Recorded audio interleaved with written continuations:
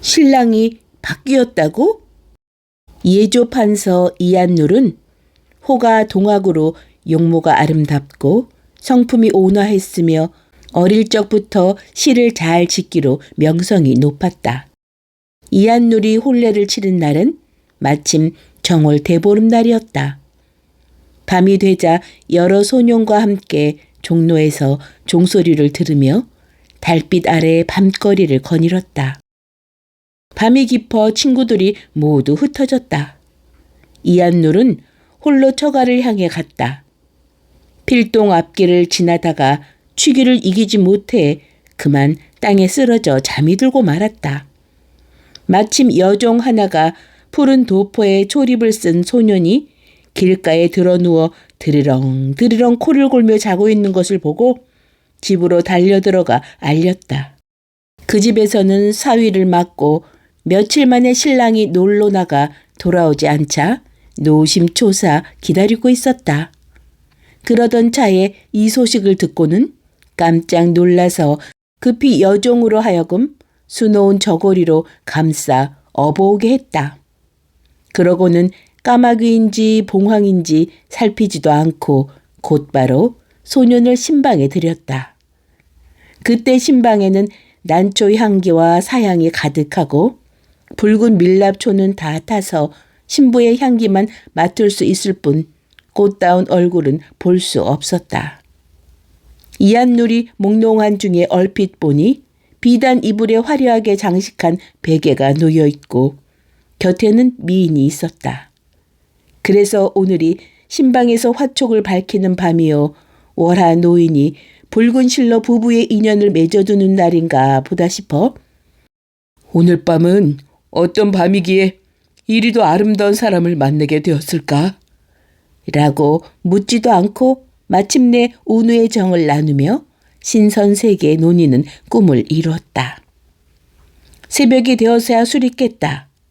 눈을 들어보니 여기는 대체 누구의 방인가?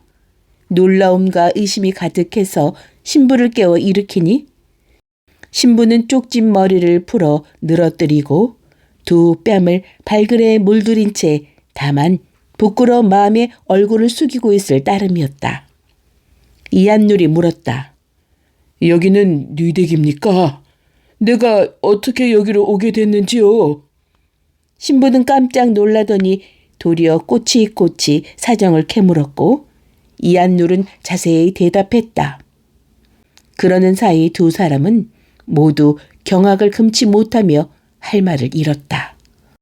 나는 꽃을 엿보는 나비가 아닌데 벼랑간 그물에 걸린 기러기 신세가 되고 말았군요. 일부러 한 일은 아니지만 이 댁 주인이 아시면 내 목숨이 위태로울 텐데 그대는 나를 어찌하시려? 신부가 한참 동안 골똘히 생각하더니 눈물을 펑펑 흘리며 말했다. 오늘 밤은 제가 혼인한 지 사흘째 되는 날이었습니다. 마침 달거리가 있어 미처 잠자리를 함께하지 못하고 있던 터에 서방님은 달 구경을 하러 나가셨지요. 밤이 깊도록 서방님이 돌아오시지 않자 하인들이 착각하고 공을 이리로 모셔와서 잠자리를 함께하기에 이르렀으니 이것은 하늘이 정한 운명입니다. 여자의 행실로 말한다면 저는 죽어야 옳습니다. 다만 저희 집은 여러 대 동안 역관을 지내며 모은 재산이 펑 많은데 부모님 슬하에 저 하나뿐이어서 부모님은 저를 손바닥 위에 진주처럼 애지중지 키우셨어요. 그러다가 이제 좋은 집안의 사위를 얻어 노후를 의지하며 뒤를 잇게 할 계획이었지요. 제가 죽는다면 부모님은 너무도 슬픈 나머지 살아가실 수 없을 게 분명한데 제가 어찌 부모님께 슬픔을 끼칠 수 있겠습니까? 이런 생각을 하니 가슴속이 찢어지는 것 같습니다. 또 어젯밤 꿈에 황룡이 방으로 들어와 꿈틀거리며 제 잠자리를 빙 두르는데 그 이마에 이동학 세 글자가 있었습니다. 한 노인이 글자를 가리키며 저에게 이렇게 말하더군요. 이 사람이 바로 네 남편이다. 함께 많은 복을 누릴 것이다. 깜짝 놀라 잠에서 깨고는 이상한 꿈이라고 생각했는데 지금 공의 성이 이씨라는 말씀을 듣고 보니 꿈과 딱 맞아떨어집니다. 삼생의 인연을 순순히 받아들이지 않는다면 반드시 후회하게 될 테니 바른 길은 아니지만 공을 따르며 곁에서 모시고 또 노부모를 봉양하며 타고난 명대로 살다가 죽었으면 합니다. 제 보잘것없는 어리석은 생각은 그렇습니다. 이한눌은 용꿈 이야기를 듣고 몹시 기뻐하며 동학을 자신의 호로 삼기로 하고 여인에게 말했다. 나는 향을 훔치는 버릇이 없고 그대는 뽕나무 숲에서 만나는 행실이 없거늘 오늘의 계책은 권도를 따르는 게 좋겠어. 다만 우리 집 법도가 엄하고 내가 아직 약관의 나이도 못 되었으니 갑자기 소시를 둔다면 처첩간에 다툼이 있을 뿐 아니라 요란한 비방이 있을 텐데 이를 장차 어찌하면 좋겠소. 그건 걱정 마세요. 고모님이나 이모님 쪽 친척 중에 혹시 저를 숨겨주실 만한 분이 계신지요? 계시오. 그러면 밤은 짧고 할 이야기는 길어서 남들이 우리를 엿볼지 모르니 어서 일어나 함께 그 댁으로 가서 저를 숨겨주세요. 종족을 완전히 감춰서 양쪽 집안 아무도 알지 못하게 해야 합니다. 공은 머자나 반드시 벼슬길에 오르실 테니 과거 급제한 뒤에 양가 부모님께 사실대로 고하면 잘못을 용서하시고 그 사정을 슬피 여기실 듯해요. 그러면 비로소 구애됨 없이 함께 살 수 있을 겁니다. 내 생각도 그렇소. 이윽고 새벽종이 울렸다. 집안 사람들 모두 깊이 잠들어 안팎이 고요했다. 여인은 비녀와 귀고리와 머리에 꽂은 장식을 풀고는 붉은 비단 이불깃 한 폭을 잘라내더니 말했다. 이걸 쓸 때가 있을 거예요. 여인은 머리 장식 없이 평상복 차림으로 동학을 따라 문을 나섰다. 동학은 여인을 데리고 곧장 아무고을에 사는 이모집으로 달려갔다. 이모는 과부로 지내고 있어서 집이 몹시 조용했다. 동학이 사정을 자세히 말하자 이모는 웃으며 여인을 정성스럽게 대접했다.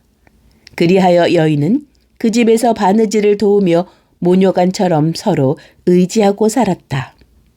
여인의 집 식구들이 아침에 일어나 보니 신방에 사람이 없고 비단 휘장이 반쯤 걷혀 있으며 비단 이불이 어지럽게 펼쳐져 있을 뿐이었다. 딸과 사유가 모두 어디로 갔는지 알 수 없어 몹시 놀라고 해교해 하다가 사유의 집에 찾아가 보고는 비로소 딸이 가짜 신랑과 달아난 것을 알아차렸다.